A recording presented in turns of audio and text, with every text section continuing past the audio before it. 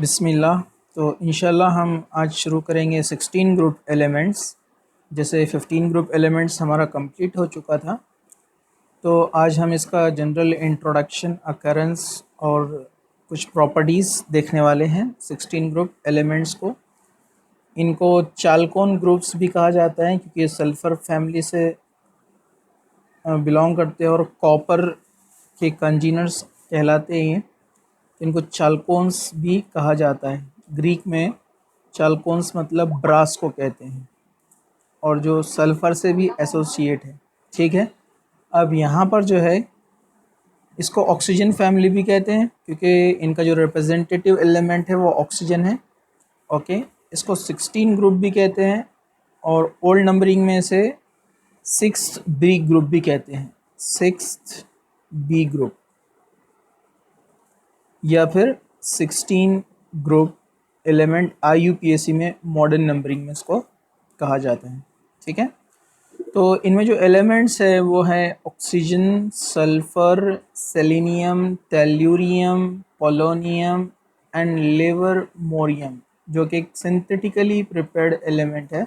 ये radio active होता है। इसको हमने यहाँ पर नहीं लिया है क्योंकि ये हमारे सिलेबस में डिस्कशन में भी नहीं है। तो oxygen, sulphur, selenium, tellurium and polonium. Polonium भी एक रेडियो एक्टिव सब्सटेंस है, हम जानते हैं।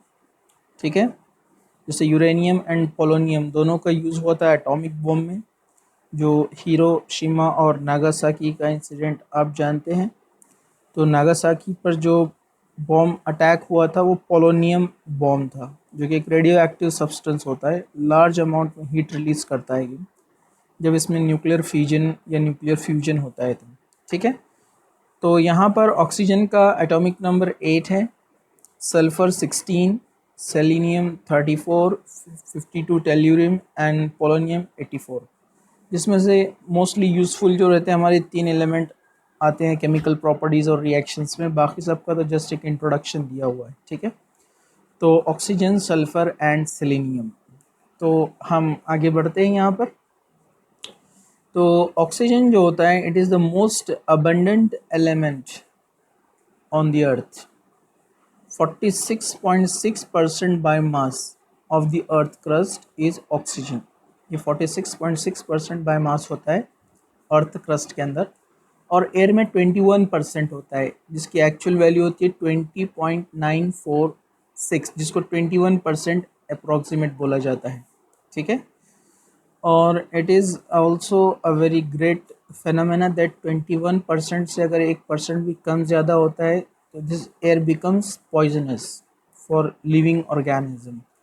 तो ये 21% यहाँ पर इसका जो है बाय वॉल्यूम ऑक्सीजन होता है एयर में, इसको आप याद रखें। इसी तरह जो सल्फ़र होता है वो अर्थ क्रस्ट में बहुत कम अमाउंट में होता है, 0.03 से 0.1%, मीन्स वेरी रेयर। ओके, और ये सल्फेट्स के फॉर्म में होता है, सल्फेट्स के फॉर्म में। अब ये सारे फॉर्मूला आपको याद रखना है, इस पर क्वेश्चंस बनते हैं। जैसे जिप्सम जो होता है, कैल्शियम सल्फेट डाइहाइड्रेट होता है, मतलब 2H2O के साथ में। वैसे ही इप्सम जो होता है वो मैग्नीशियम सल्फेट है, हेप्टाहाइड्रेट, मतलब 7H2O के साथ में। वैसे ही बैरिट है, बेरियम सल्फेट, इससे भी सल्फ़र मिलता है हमको। वैसे ही कुछ सल्फाइड्स होते हैं जो मेटल्स के साथ सल्फ़र लिंक होता है नेचर के अंदर, जैसे गैलिना यानी लेड सल्फाइड। वैसे जिंक ब्लेंड यानी ZnS, जो यूज़ किया भी है हमने प्रोसेस ऑफ आइसोलेशन के अंदर। इसी तरह कॉपर पायराइड्स, ये कॉपर, आयरन और सल्फ़र का होता है कंपाउंड। ठीक है, इसी तरह कुछ हाइड्रोजन सल्फाइड्स भी होते हैं, H2S, या कुछ हैलोजन के साथ भी होते हैं। ये नेचर में हमको मिलते हैं वॉल्केनोस के अंदर से।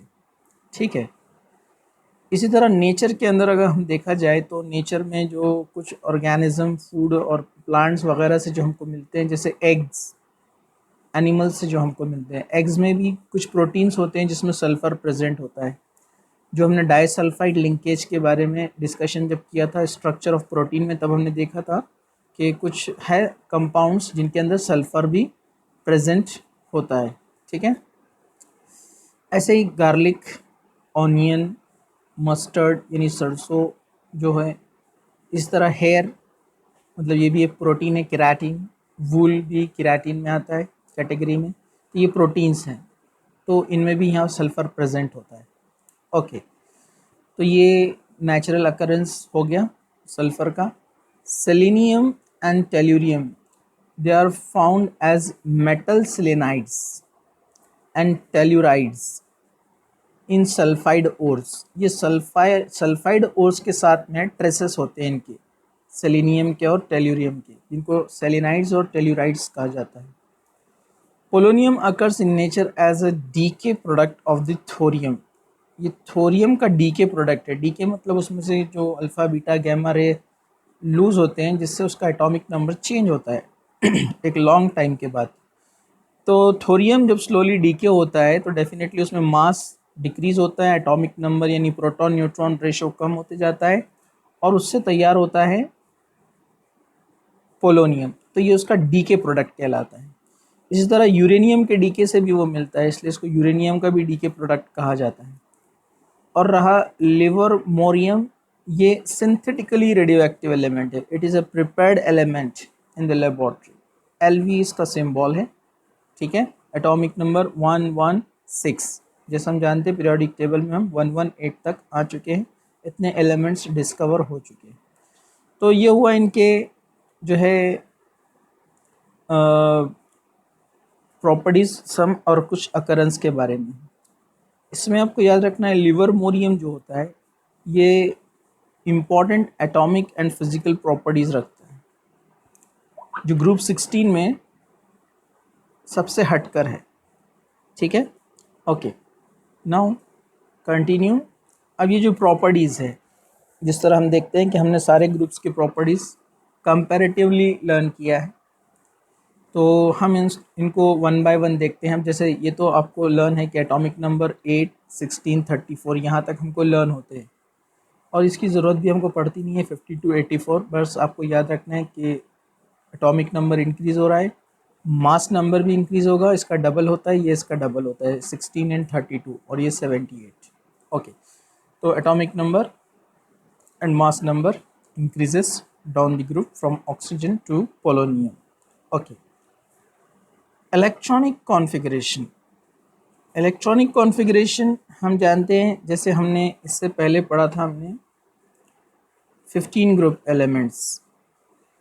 15 ग्रुप एलिमेंट्स में यानी हमने पढ़ा था नाइट्रोजन फैमिली को, जिसका कॉन्फ़िगरेशन अपने को मिला था 2s2 and 2p3, और उसके नीचे वाले जितने एलिमेंट्स थे सभी का हमने निकाला था 3s2, 3p3, 4s2, 4p3। तो जनरल कॉन्फ़िगरेशन हमको मिला था ns2, np3, general electronic configuration. मतलब n मतलब चेंज होता जाएगा पीरियड के अकॉर्डिंगली। ओके, वैसे oxygen, sulphur, selenium, tellurium and polonium हम नीचे आते हैं।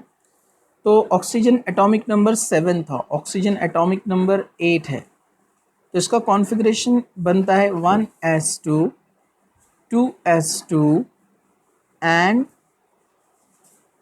2p4, 4 + 4 8। ओके, फर्स्ट शेल के में 2 इलेक्ट्रॉन है और सेकेंड शेल एल में 6 इलेक्ट्रॉन है, यानी 2,6 इसका इलेक्ट्रॉनिक कॉन्फ़िगरेशन बनता है।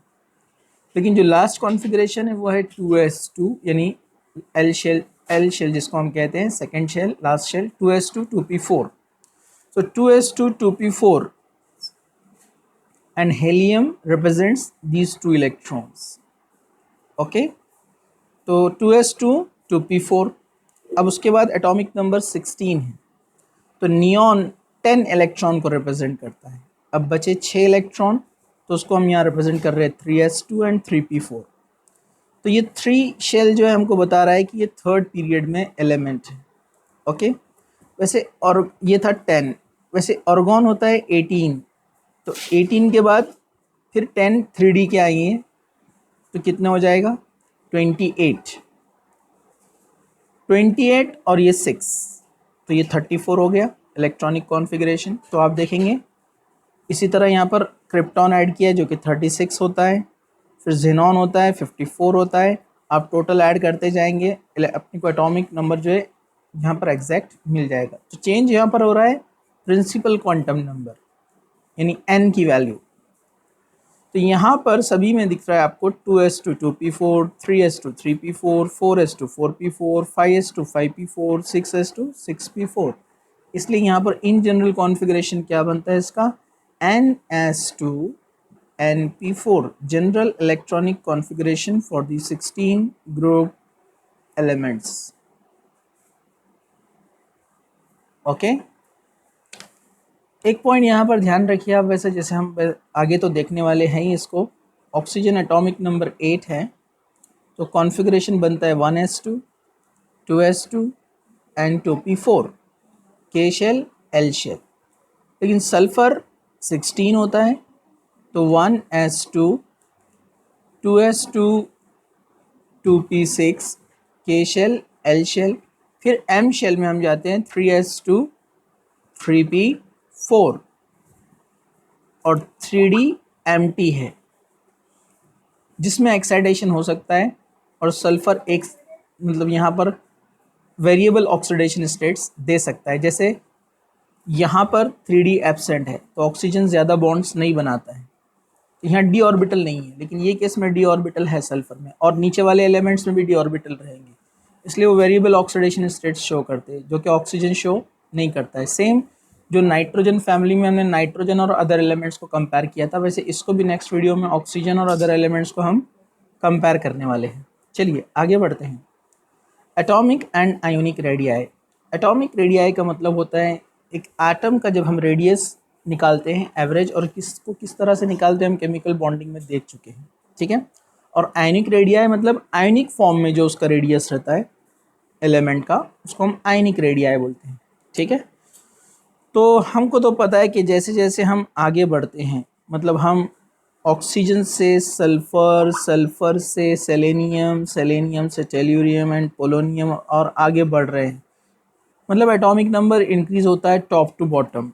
तो टॉप टू बॉटम हम जाते हैं तो एटॉमिक मास भी इंक्रीज़ हो रहा है, ये आपको दिख रहा है यहाँ पर साइज़।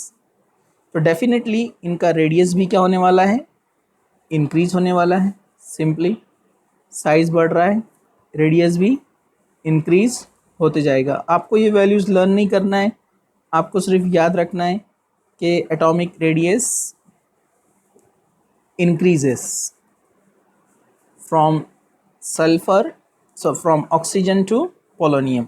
तो वैल्यूज़ आप यहाँ पर देख सकते हैं। कोवेलेंट रेडियस मतलब जो कोवेलेंट बॉन्ड होता है दो ऑक्सीजन के बीच में, उससे उसका एवरेज निकाला जाता है, तो 66 आता है, 104 117 137 146, ये सब पिकोमीटर में है। और हम पहले देख चुके हैं 1 पिकोमीटर मतलब 10⁻⁻12 मीटर ये होता है। तो ये जो है लेंथ की एक छोटी सी यूनिट है पिकोमीटर। ओके, अगर आयन को अगर देखेंगे आप -2 स्टेट में, तो क्या मीनिंग है इसका, O2 माइनस मतलब 2 इलेक्ट्रॉन ऐड किया है, S2 minus, Se2 minus, tellurium 2 minus, polonium 2 minus, मतलब 2 इलेक्ट्रॉन जब हम इसमें ऐड कर देंगे तो डेफिनेटली अपने को पता है जब एटम में इलेक्ट्रॉन ऐड होते हैं तो साइज़ बढ़ जाता है, तो 66 से 140 हो गया। जैसे अगर इसका प्लस चार्ज वाला अगर हम कोई बनाएंगे तो वो 66 से कम होगा, ठीक है, लेकिन अभी वो एक्सेप्शनल यहाँ पर नहीं है, हम उसको नहीं देखते हैं, ठीक है। तो यहाँ पर -2 चार्ज आ रहा है, इसका मतलब इलेक्ट्रॉन ऐड हुए, और एटम में जब इलेक्ट्रॉन ऐड होते हैं तो डेफिनेटली शेल नंबर इंक्रीज होते हैं, या फिर इलेक्ट्रॉनिक रिपल्शन से इलेक्ट्रॉन दूर जाते हैं जिससे ऑर्बिटल का साइज बढ़ता है। तो आप देखेंगे यहाँ पर जैसे जैसे इलेक्ट्रॉन ऐड हो रहे हैं एटॉमिक साइज यानी आयोनिक साइज बढ़ रहा है, लेकिन इनके आपस में आयोनिक साइज कंपेयर करेंगे तो अगेन सेम ऑर्डर 140 184 198 इंक्रीजेस। तो एटॉमिक रेडियाई हो या आयोनिक रेडियाई हो, top to bottom oxygen to polonium it increases. Okay, चलिए आगे बढ़ते हैं हम आयनाइजेशन इंथैल्पी। आयनाइजेशन इंथैल्पी के बारे में हम पढ़ चुके हैं। It is the amount of energy required to remove outer most loosely helded electron from a gaseous atom. किसी भी गैसियस एटम में से लास्ट इलेक्ट्रॉन निकालने के लिए जो एनर्जी लगती है हम उसको बोलते हैं आयनाइजेशन एंथैल्पी। तो डेफिनेटली अपने को पता है यहाँ पर ऑक्सीजन का साइज स्मॉल है, इलेक्ट्रॉन निकालना बहुत टफ है, मुश्किल है, ओके। और इलेक्ट्रोनेगेटिविटी भी ज़्यादा है। तो देखेंगे आप 1314 किलो जूल बहुत ज़्यादा एनर्जी लगेगी इस इलेक्ट्रॉन को निकालने के लिए, आउट करने के लिए। जबकि यहाँ पर सल्फ़र में साइज़ बढ़ गया है तो इलेक्ट्रॉन को निकालना आसान है क्योंकि वो न्यूक्लियस से दूर है काफ़ी, इसलिए देखिए कम हो रहा है। फिर इसी तरह इसके न्यूक्लियस से ये इलेक्ट्रॉन और दूर रहने वाला है। जैसे जैसे साइज़ बढ़ रहा है हम देख रहे हैं शेल बढ़ रहे हैं, इलेक्ट्रॉन जो सेंट्रल न्यूक्लियस से लास्ट इलेक्ट्रॉन दूर होता चला जा रहा है, उनको निकालना आसान है तो कम एनर्जी लगेगा, इसलिए आयनाइजेशन एनर्जी डिक्रीजेस, जिसको हम बोलते हैं ionization energy is inverse in relation with atomic size. Inverse relation होता है इसका, ठीक है। However, element of this group have lower ionization enthalpy values as compared to those of group 15 elements in the periodic table. This is due to the fact that 15 group elements have extra stability half field p orbital electronic configuration. अब ये एक important point है, इसको हम यहाँ पर ज़रा ध्यान से देखेंगे। तो ये आप ज़रा यहाँ पर गौर से देखिए कि अगर हम 15 ग्रुप एलिमेंट्स लेते हैं, यानी जैसे हम लेते हैं नाइट्रोजन और ये है फॉस्फोरस, और इधर हम लेते हैं ऑक्सीजन और ये है सल्फ़र। तो जनरली क्या होता है जब हम टॉप टू बॉटम देखते हैं तो आयनाइजेशन एंथैल्पी जो होता है वो डिक्रीज़ होता है, ये अभी हम देख चुके हैं, डिक्रीज़ दोनों ग्रुप में सेम होने वाला है, डिक्रीजेस, नो प्रॉब्लम। इधर भी डिक्रीजेस, आयनाइजेशन एंथैल्पी डिक्रीजेस। लेकिन अगर हम लेफ्ट टू राइट जाते हैं तो आयनाइजेशन एंथैल्पी यहाँ पर एटॉमिक साइज कम हो रहा है तो इलेक्ट्रॉन निकालना डिफ़िकल्ट होना चाहिए, मतलब आयनाइजेशन एनर्जी क्या होना चाहिए, यहाँ पर बढ़ना चाहिए, इंक्रीज होना चाहिए, शुड इंक्रीज। बट ऐसा यहाँ पर नहीं होता है। बट क्यों नहीं होता है? Because extra stability of the 15 group element, ये 15 ग्रुप एलिमेंट ज़्यादा स्टेबल है 16 ग्रुप के। रीज़न मैंने इलेक्ट्रॉनिक कॉन्फ़िगरेशन अभी आपको यहाँ पर बताया, NS2 NP3, और ये कौन है, NS2 NP4, जिससे क्या होता है ये p वाले ऑर्बिटल्स को अगर हम ड्रॉ करेंगे यहाँ पर तो x में एक इलेक्ट्रॉन है, y में एक इलेक्ट्रॉन है और z में एक इलेक्ट्रॉन है, ये वाला। और ये NP4 को हम ड्रॉ करेंगे तो हमको ऐसा कॉन्फ़िगरेशन मिलेगा 1 2 3 एंड 4। तो यहाँ पर आप देखेंगे इट इज़ इनकम्प्लीट शेल, ये जो शेल है इनकम्प्लीट कहलाती है, जहाँ पर पूरे या तो हाफ होना चाहिए या तो पूरे फुल होना चाहिए या एम्प्टी होना चाहिए, जबकि यहाँ पर क्या है, all are half, so it is called half filled. अब हाफ फील्ड में क्या होता है, single single single means all are similar, ये सब सिमिलर ऑर्बिटल्स है।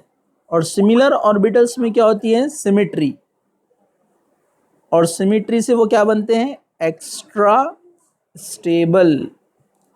तो ये एक्स्ट्रा स्टेबिलिटी की वजह से यहां से इलेक्ट्रॉन रिमूव करना डिफिकल्ट है, डिफिकल्ट टू रिमूव इलेक्ट्रॉन। इसलिए 15 ग्रुप एलिमेंट्स में से इलेक्ट्रॉन निकालना डिफिकल्ट है, इसलिए इनका आयनाइजेशन एनर्जी ज़्यादा रहेगा 16 ग्रुप एलिमेंट्स के कंपैरिजन में। हालांकि 16 ग्रुप एलिमेंट का साइज़ छोटा है, वहाँ पर इलेक्ट्रॉन निकालना डिफ़िकल्ट होना चाहिए था, मतलब वहाँ आयनाइजेशन एनर्जी ज़्यादा होना चाहिए था, लेकिन कम मिल रही है। रीज़न जो आपको याद रखना है वो है extra stability due to half filled. ये हाफ फील्ड की वजह से वहाँ पर एक्स्ट्रा स्टेबिलिटी डेवलप हो गई, ओके। चलिए अब हम आगे बढ़ते हैं। इलेक्ट्रॉन गेन इंथैल्पी, जैसे अभी कहा हमने कि इलेक्ट्रॉन को निकालने के लिए एनर्जी लगती है, रिमूव करने के लिए। उसके ही अपोजिट, अगर कोई इलेक्ट्रॉन किसी एटम में ऐड होता है तो वहाँ से एनर्जी रिलीज होती है। इस एनर्जी को कहते हैं electron gain enthalpy. Means it is the amount of energy release when an electron is added to a gaseous neutral atom. किसी भी गैसियस न्यूट्रल एटम में जब कोई इलेक्ट्रॉन ऐड होता है तो वहाँ से निकलने वाली एनर्जी को इलेक्ट्रॉन गेन इंथैल्पी कहते हैं। तो इलेक्ट्रॉन गेन इंथैल्पी में सल्फर एक एक्सेप्शनल है, वरना बाकी आप सभी को देखेंगे ऑक्सीजन में -141 एनर्जी रिलीज होती है, जबकि यहाँ पर -195, -190, -174, मतलब इंक्रीज हो रही है, ज़्यादा हो रही है। मतलब इलेक्ट्रॉन यहाँ पर इजीली निकल रहा है। अब आप सोचेंगे ऑक्सीजन का निगेटिविटी ज़्यादा है तो इलेक्ट्रॉन तो रैपिडली इसके अंदर इंटर हो जाना चाहिए था। सल्फर का इलेक्ट्रोनिगेटिविटी कम है तो ये इतना इजीली इंटर नहीं होना चाहिए था। लेकिन यहाँ पर हमको ज़्यादा एनर्जी सल्फर के केस में मिल रही है, ये ज़्यादा है। मतलब यहाँ पर इजीली ये प्रोसेस हो रहा है कि इलेक्ट्रॉन अंदर ऐड हो रहा है और large amount of heat release हो रही है। तो ऐसा क्यों हुआ?